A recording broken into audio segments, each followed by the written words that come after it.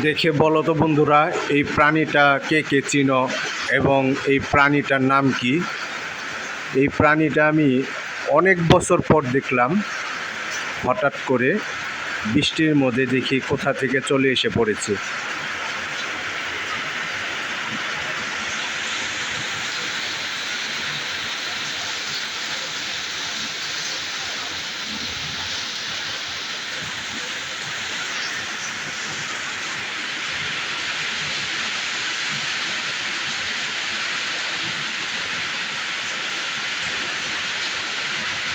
কিভাবে আস্তে আস্তে হাঁটছে প্রাণীটা, দেখো বন্ধুরা। আমি জানি না এই প্রাণীটা কোথা থেকে চলে আসলো,